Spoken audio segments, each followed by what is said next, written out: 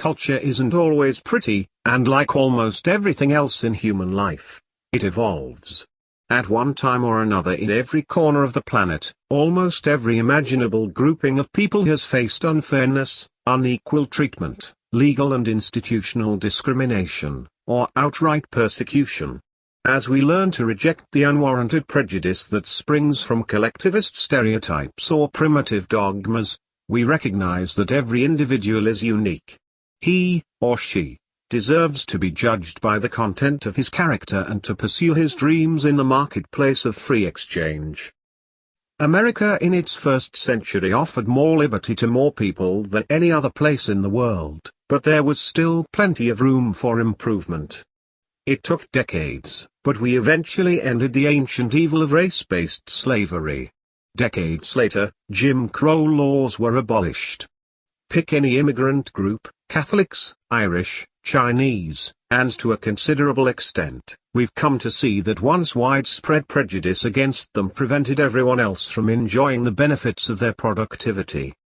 We've made progress, lots of it, toward the ideal of unshackling peaceful people from the chains of injustice and intolerance.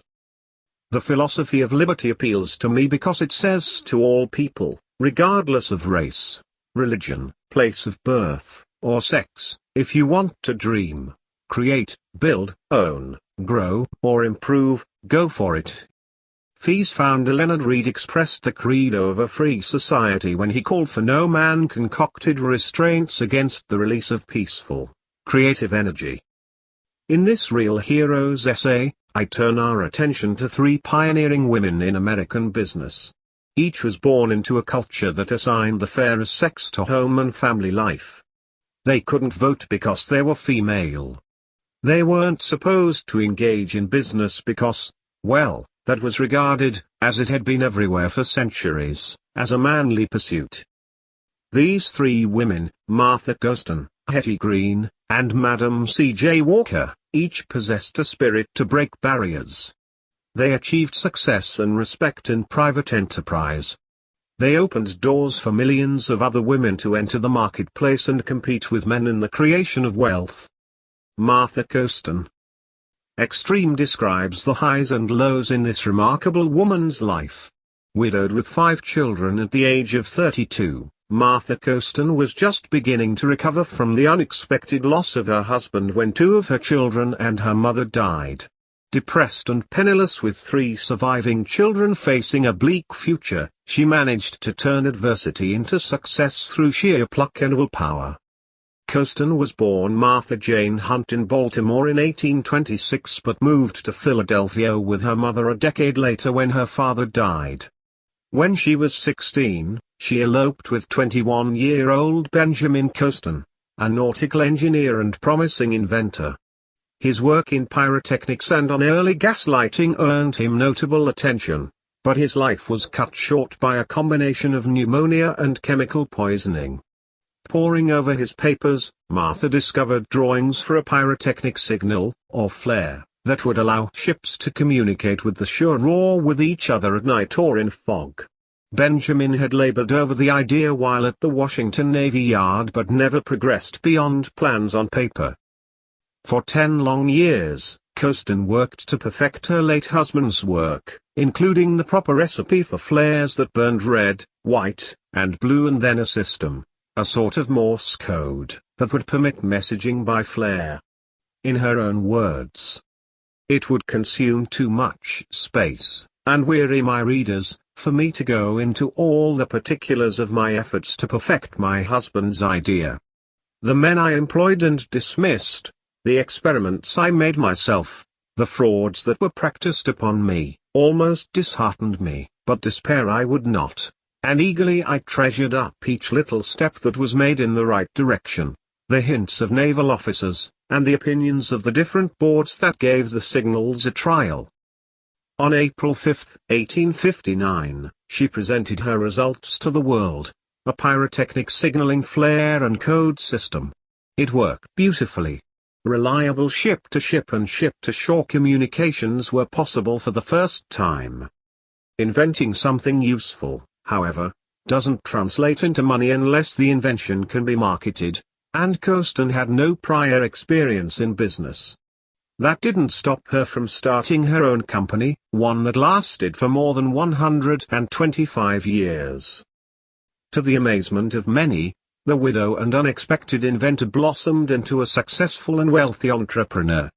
At first, she felt the need to downplay her gender, even using a man's name in initial communications to improve the chance that men would be willing to do business with her. In her autobiography she wrote, "We hear much of the chivalry of men towards women, but let me tell you, dear reader, it vanishes like dew before the summer sun when one of us comes into competition with the manly sex." With the coming of the Civil War, Coston found a large and ready market by selling her signaling flares to the U.S. Navy. She traveled around Europe, securing customers in both the government and private sectors. In the late 1860s, she struck a lucrative deal with the United States Life-Saving Service, which made her product standard equipment at its lifeboat stations. Her biggest disappointment in business involved one of her biggest customers, one that took advantage of her goodwill and patriotism. To help the Lincoln administration's war effort, Coston sold her flares and signaling system at below cost and sometimes accepted nothing more than a government IOU as payment. Washington ripped her off through its Civil War greenback inflation, eventually compensating her, in real terms, at about a quarter on the dollar. Had it not been for her skill at marketing elsewhere, she would have been bankrupt by war's end.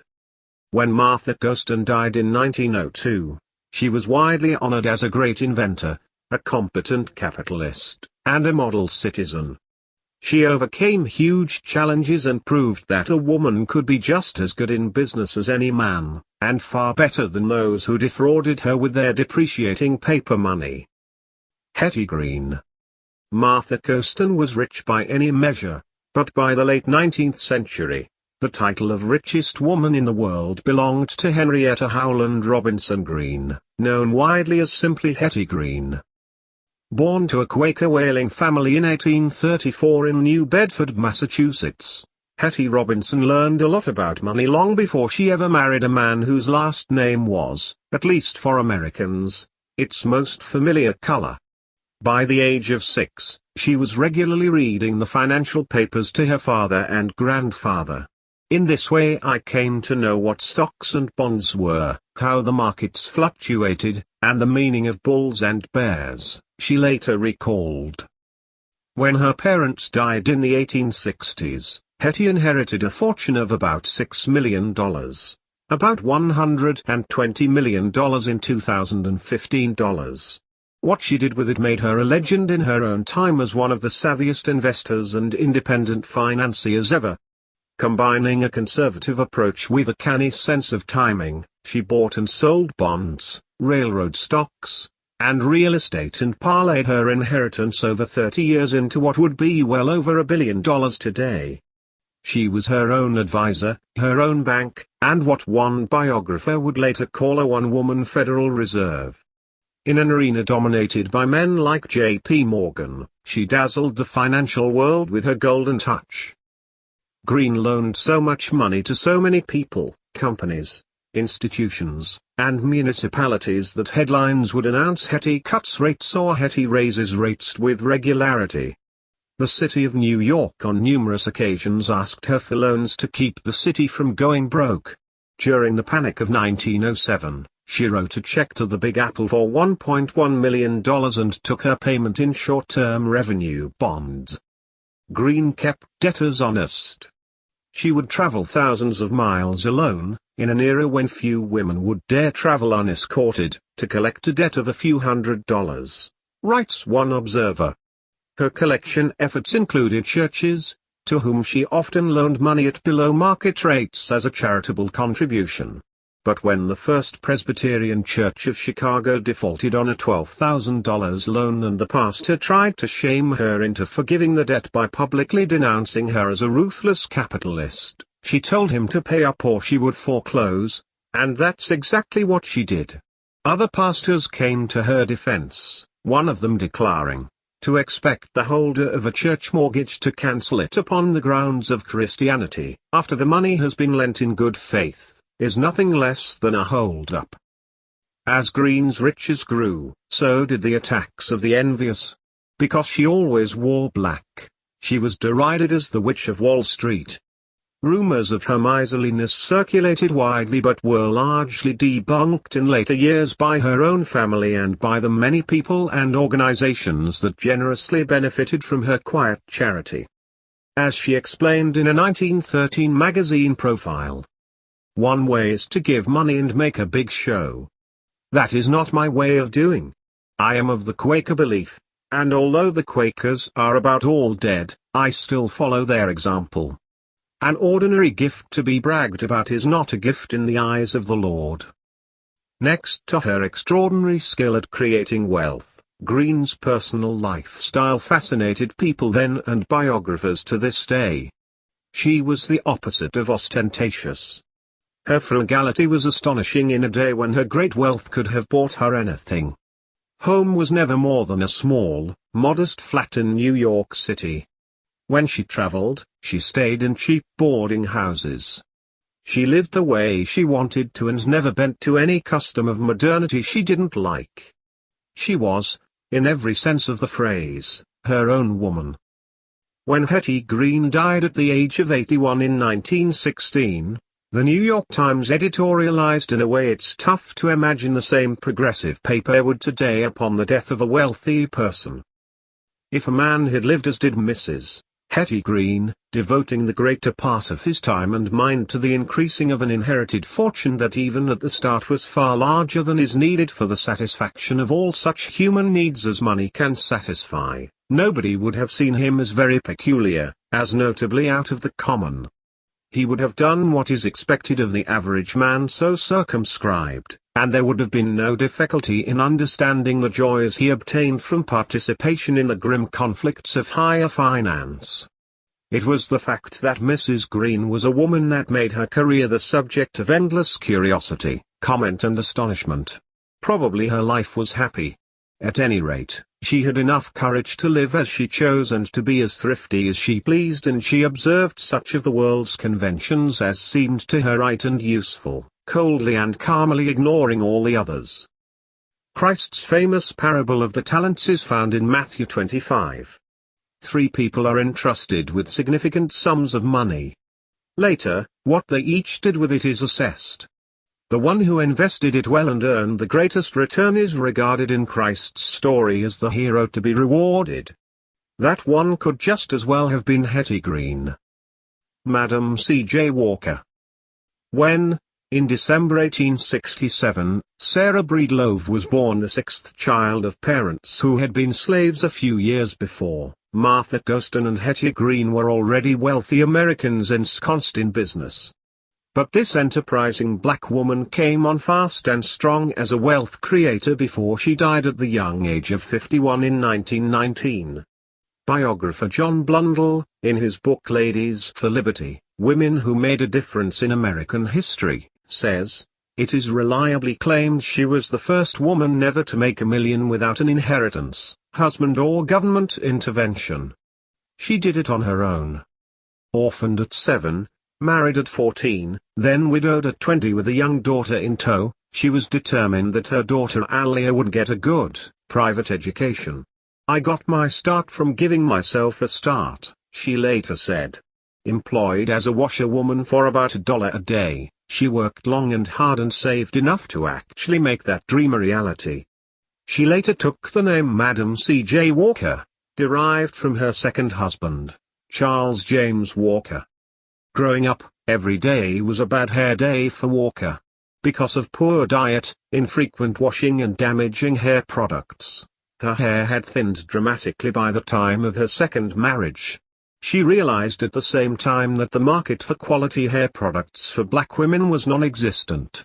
She decided to do something about it.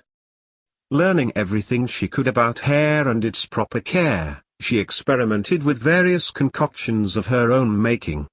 In 1905, she formed the Madam C.J. Walker Manufacturing Company, selling a line of hair care products and cosmetic creams. She assigned daughter Alia to run the mail-order operation out of Denver while she and her husband traveled the country recruiting saleswomen.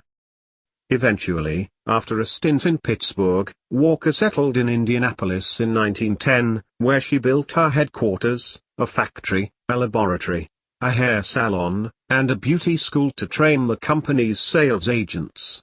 By this time, her business was selling products in virtually every state as well as throughout the Caribbean. Her vision was to cure scalp and hair problems and empower black women with both beauty and economic opportunity. Walker's most famous formula included a shampoo and a pomade that transformed lusterless and brittle hair into soft, luxurious hair. The women she employed wore uniforms of white shirts and black skirts and carried black satchels of product samples as they made house calls all over the United States and the islands of the Caribbean. Her name and image were well known to women both black and white. John Blundell writes, "With wealth she became an active serious philanthropist for charities from Booker T. Washington's Tuskegee Institute to the NAACP, but her philosophy was very much self-respect through self-support, a hand up not a handout. She believed in entrepreneurial, bottom-up, self-help economics. At the end of her hair care sales training lessons she showed future agents photo slides of great African American entrepreneurs to educate and enthuse them. While she left her corporate headquarters and plant in Indianapolis, she finally moved to 108 110 West 136th Street in New York City, where she had a salon larger than those of Helena Rubinstein or Elizabeth Arden. She had a six-figure income, 10,000 agents, new ventures in the Caribbean and Central America, and was hailed as the world's richest negress. Walker died of hypertension in 1919, but left behind a legacy of economic success, generous philanthropy, and political activism on behalf of equality before the law. Millions of black women were inspired by her example and tens of thousands were directly empowered by working for the company she founded. Though widespread discrimination against both blacks and women tainted stories of life in America early in the 20th century, Madam C.J. Walker's story stands out as a remarkable testament to the spirit of the great civil rights anthem of later years, "We shall overcome." She surely